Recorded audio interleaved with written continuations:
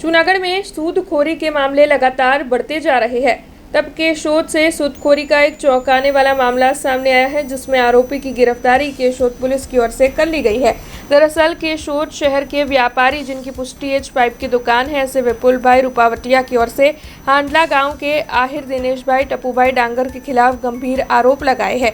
दरअसल ये जो व्यापारी है, उनकी ओर से आरोप लगाए जा रहे हैं कि तकरीबन 10 साल पहले उन्होंने दिनेश भाई के पास से 13 लाख रुपये 3% के ब्याज पर लिए थे और इस सालों के दौरान उन्होंने 35 लाख जितनी रकम चुकाई है।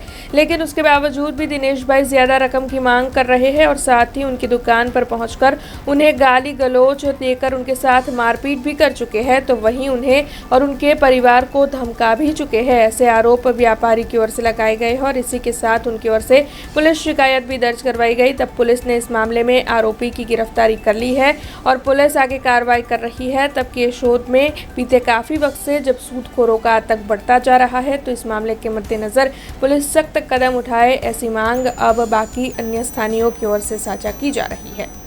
ગઈકાલ તારીખ 22/4/2026 રોજ ફરિયાદી વિપુલભાઈ બાબુભાઈ રૂપાવટિયાનાઓએ અત્રે પોલીસ સ્ટેશન તેઓની ફરિયાદ જાહેર કરેલ છે કે તેઓએ આજથી 10 વર્ષ પહેલાં દિનેશભાઈ ટપ્પુભાઈ ડાંગર પાસેથી આશરે 12 થી 13 લાખ રૂપિયા 3% વ્યાજ દરે લીધેલા હતા, જેના આવેજમાં તેઓએ 32 થી 35 લાખ જેટલું વ્યાજ ચૂકવી આપેલ હોવા છતાં પણ આ કામેના આરોપી અવારનવાર તેઓને ફોન ઉપર ધમકીઓ આપતા હતા। તેમજ ગઈકાલ તારીખ 22/4/2026 રોજ આ કામેના આરોપી ફરિયાદી કે જેઓ કેશોદ માર્કેટમાં પીવીસી પાઇપની દુકાન ચલાવતા હોય તેઓની દુકાને જઈ અને મૂઢમાર મારી તેઓને ઈજા કરેલ છે, જે મતલબેની ફરિયાદીની ફરિયાદ આધારે આરોપીને તરત જ ગુનાના કામે અટક કરવામાં આવેલા છે અને આ ગુનાની આગળની તપાસ ચાલુ છે।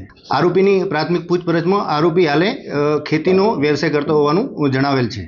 हमसे जुड़े रहने के लिए हमारे YouTube चैनल को सब्सक्राइब करें और नई वीडियो की नोटिफिकेशन के लिए बेल आइकॉन को दबाएं।